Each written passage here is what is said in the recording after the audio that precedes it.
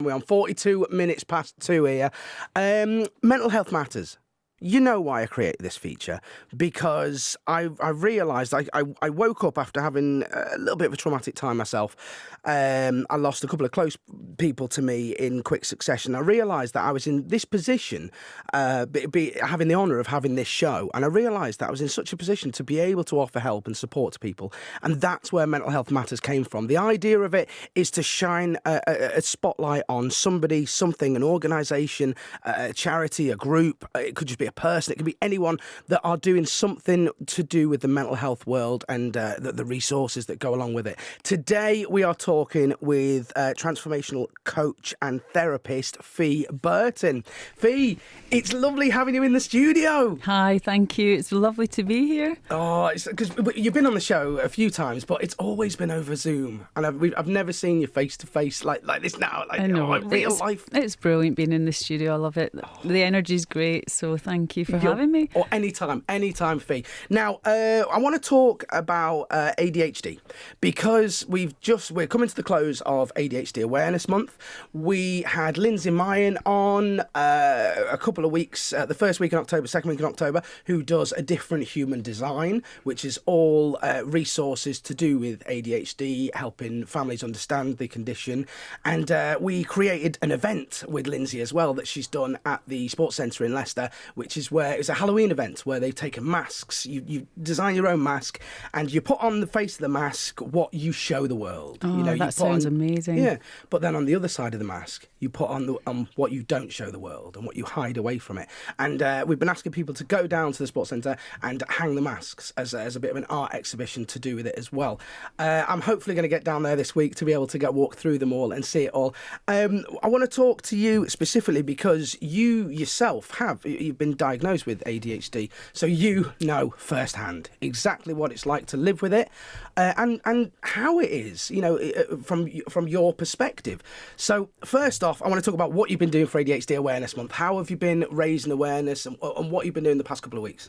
So thank you for giving me this opportunity, and I love to hear what's been happening, like you say, with the masking idea, because that's such a key word, and that's part of my reason for doing the job that I do, is to help people feel able to take their masks off, just generally, whether you've got ADHD or not, just to be able to be yourself and feel safe. And what I do, it's all very kind of organic. I don't have a organisational plan of this is what I'm going to do. It's very much about, I just talk about it to anybody. I tell people I've got ADHD, because the more people I talk about, and very informally, it can be in a shop, it can be another parent, it could be anybody that I meet, I will just bring it up in conversation. Obviously, if it's relevant, I'm not going to start every topic with it. Did you know I've got ADHD? Yeah, it's amazing the number of people that have just been helped just by talking about it and saying that it's part of my life. It's not the whole of my identity. It's just part of a myriad of things that make up who I am. But just talking about it, creating awareness of the symptoms and signs that maybe somebody could have the condition, just helps people. It's like a little light bulb goes off in their head, and they maybe start to go and do their own research, reading up, because there's a lot of helpful information out there. So I've put a few posts of information on my own Facebook business page, New Insight Therapy on Facebook.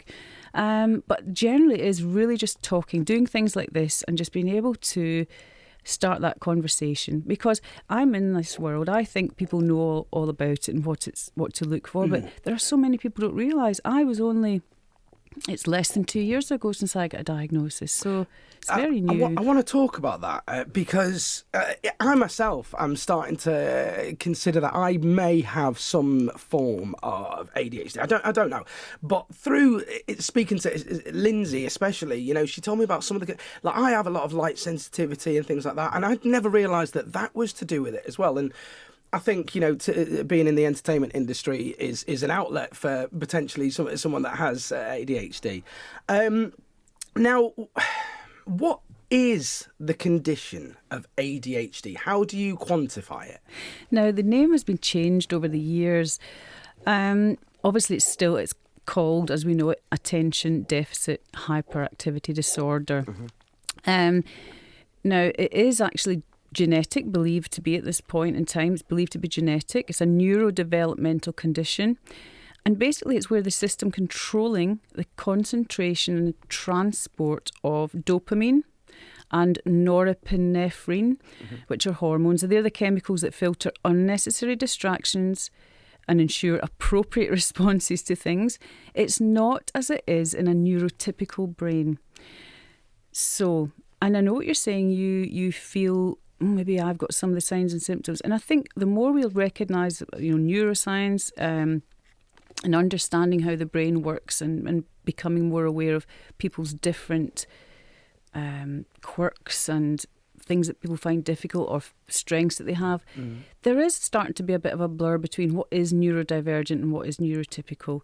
But what really makes it difficult for people who do have the disorder is that it permeates all of your life. That's the thing. You cannot switch it off, switch it on.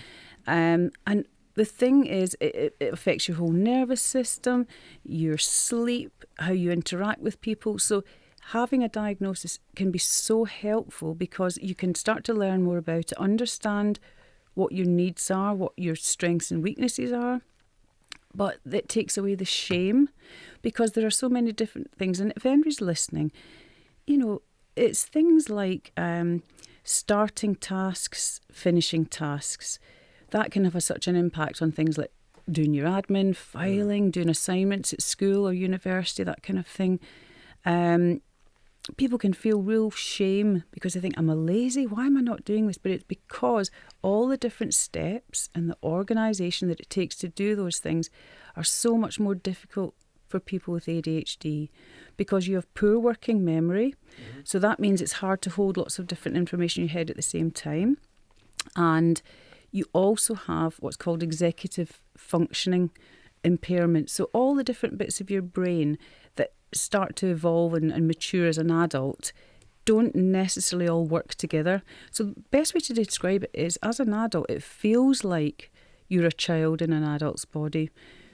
I had this sense growing up that I just find things harder than other people do. I just had this sense of this is so much more difficult. So things like I know really basic things like if you've got 5 or 6 people around and they all want teas and coffees and they all take different things, that just goes out of my head. Or setting the table for more people than normal. I have to go over and over the names again. By the time I get to the 6th or 7th one, I think, have I remembered the first one? Have I already said them? So really basic things. And it's not to do with intelligence. You can have a high level of intelligence, but if your executive functioning doesn't work the way as efficiently as it should, it'll impact on so many things. Your relationships. Also another thing is emotional regulation. People can find it, they get overwhelmed and burnt out really easily. So there are so many things. But if you have the underlying feeling of, why do I find life just generally so difficult, but you can't put your finger on it, then it's worth just looking into it. And would you say your GP? GP is the first port of call, or where would you suggest? Well, yes, that's always a good place to start, but I wouldn't say just thinking if you don't get anywhere, it's a dead end. Do your own research. There's a really good website. It's called Adhd, ADD. So it's like attitude, but it's Adhd, ADDITUDE.com, and that has a wealth of information on there. It's particularly for women I wanted to highlight because obviously having such a late diagnosis myself, I'd done a job where I set up a befriending service for parents of children with needs. So I thought I had a high awareness of what the condition was like. But because women tend to internalise and mask the symptoms, there's maybe not behavioural problems. So it doesn't get picked up necessarily at school or at work. I see. It tends to, they internalise and they mask. So there can be high anxiety, there might be eating disorders, self-harming. Would you think that's through confidence as well? Like they're feeling, like you were saying, shame? Yes, the shame is a big thing. This feeling of what's wrong with me, why can't I do this? And I had lots of instances in life where I was called weird, Well, stupid. it's the stereotype that goes with the term ADHD. I'm sorry, but it's come from decades of abuse. You know, the term ADHD, when you talk to somebody, you think of little Tommy who's had too many blue Smarties. I know, and I'm not taking away from any experience of anybody who has a child or children with ADHD that also has maybe some element of the pathological demand avoidance or oppositional defiance disorder. You know, sometimes it can really come out very, very difficult for families to live with, and obviously for the person suffering from it as well. But that's not to say that everyone with ADHD will have that, because there are different types. You've got the inattentive, hyperactive, and then you have the combined type. So somebody might not have the behavioural issue, so therefore they don't get noticed. I see. That's the thing. It might just be that your brain is busy inside and you find it hard to focus on conversations or get very easily distracted. That's why social media and phones can be so difficult. So for myself, that's excuse me. So that's one of the things that I go through.